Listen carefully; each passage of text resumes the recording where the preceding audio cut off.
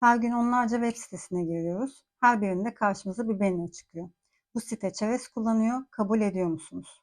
Ve çoğumuz düşünmeden kabul ete tıklıyoruz. Peki bu çerezleri kabul ettiğimizde ne olduğunu biliyor musunuz? Merhaba, ben Ayşegül Zengin. 15 yıldır avukatlık yapıyorum. Son 10 yıldır teknoloji hukuku alanında uzmanlaşıyorum. Bu alanda yurt dışında yüksek lisans yaptım ve şirketlere teknoloji hukuku alanında danışmanlık veriyorum. Bu kanalda yapay zeka, kişisel veriler ve dijital haklar konusundaki gelişmeleri sade bir dille anlatmaya çalışıyorum. Öncelikle çerez nedir ona bakalım. Çerez, bir web sitesini ziyaret ettiğinizde tarayıcınıza yerleştirilen küçük metin dosyaları. Böyle söylediğimizde kulağa çok masum geliyor biliyorum. Ama bu küçük çerezler sizin hakkınızda çok şey biliyor. Çerezlerin birkaç farklı türü var. Birincisi zorunlu çerezler. Bu çerezler bir web sitesinin çalışması için zorunlu. Örneğin sepetinizin kaybolmaması, oturumunuzun açık kalması gibi bir web sitesinin temel işlevlerini yerine getirebilmesi için bu çerezlerin kullanılması zorunlu. Dolayısıyla sizin kabul edip ya da etmemenizin bir önemi yok. Çünkü bu çerezleri bir web sitesi temel işlevlerini yerine getirebilmek için kullanmak zorunda. Bir diğer çerez türü işlevsel çerezler. Dil ayarlarınız, konum ayarlarınız gibi web sitesini kullanırken işlevselliği artırmaya yönelik tercihlerinizi hatırlayan çerezler bunlar. Nispeten yine masum çerezler diyebiliriz. Bir diğer türümüz analitik çerezler. Siteyi kaç kişi ziyaret etmiş, ne kadar süre görüntülemiş, hangi sayfaları görüntülemiş gibi analizlerin çıkarılmasını sağlayan çerezler bunlar. Google Analytics en bilinen örneklerinden bir tanesi. Ve son olarak reklam çerezleri. Asıl bu videoda konuşacağımız çerez türü bunlar. Çünkü bu çerezler sizi takip ediyor. Hangi sitelere girdiğinizi, ne aradığınızı, neleri araştırdığınızı takip eden bu verilerle size hedefli reklam gösteren çerezler bunlar. Şimdi reklam çerezlerinin arkasındaki sistemi biraz daha açalım. Diyelim ki bir haber sitesine girdiniz ve spor haberlerini okudunuz. Daha sonra başka bir web sitesine girdiğinizde de spor ayakkabı reklamı gördünüz. Bu elbette ki bir tesadüf değil. Çünkü reklamcılık şirketleri, örneğin Google, Meta ya da onlarca küçük reklam ağı, yüzlerce web sitesine çerezlerini yerleştiriyorlar. Biz bunlara üçüncü taraf çerezler diyoruz. Bu çerezler ne yapıyor?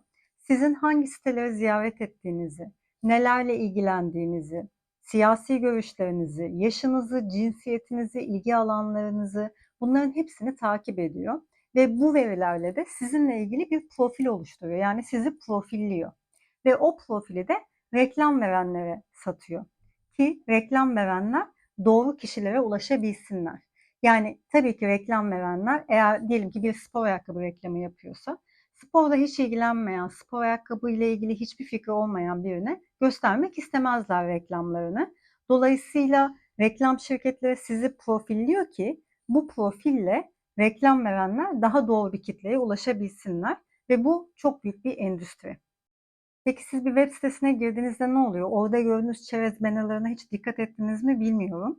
Ama çoğunlukla bu bannerlarda kabul et butonu büyük, gayet anlaşılır, gayet kolayca tıklayabileceğiniz şekilde yerleştirilmiş.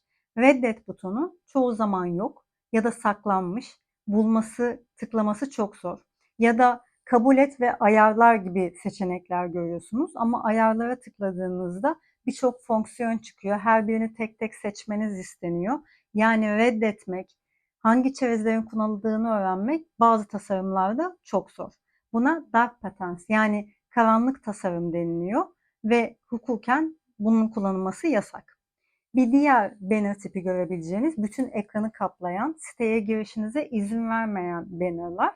Yani ya kabul edeceksin ya da gideceksin bu web sitesinden diyorlar. Fakat bunların da kullanımı yasak ve dark patterns arasında sayılıyor. Hukuk ne diyor bu konuda? Tabii ki öncelikli adresimiz KVKK yani Kişisel Verilerin Korunması Kanunu. Aslında kanunda çerezlerle ilgili özel bir düzenleme yok. Ancak Kişisel Verileri Koruma Kurulu çerezleri kişisel veri olarak değerlendiriyor. Daha doğrusu çerezler yoluyla toplanan verileri kişisel veri olarak değerlendiriyor.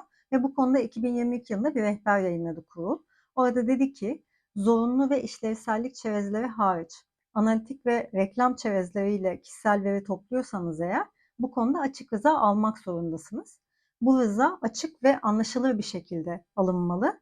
Reddetmek, kabul etmek kadar kolay olmalı ve verilen rıza da her zaman geri alınabilmeli dedi.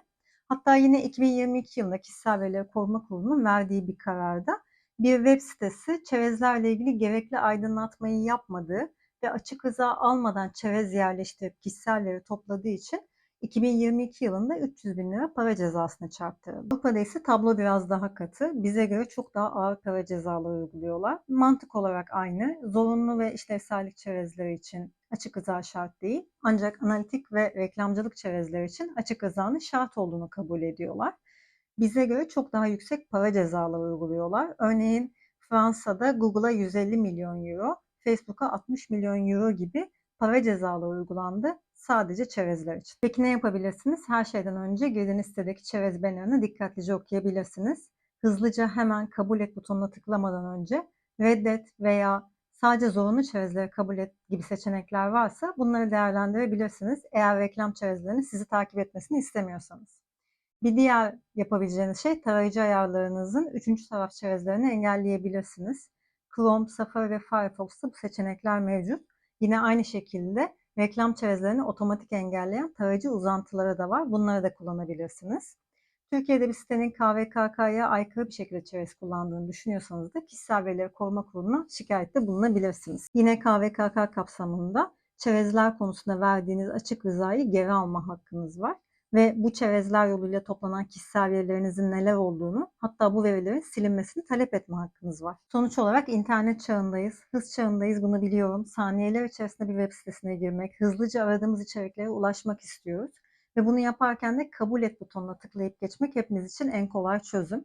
Fakat bu butona tıkladığımızda neler oluyor, arkasında nasıl büyük bir veri ekonomisi var, bunu bilmek, ona göre bilinçli tercihler yapmak, KVKK kapsamında haklarınızı bilmek hepimiz için çok önemli. Bir sonraki videoda tekrar görüşmek üzere, hoşça kalın.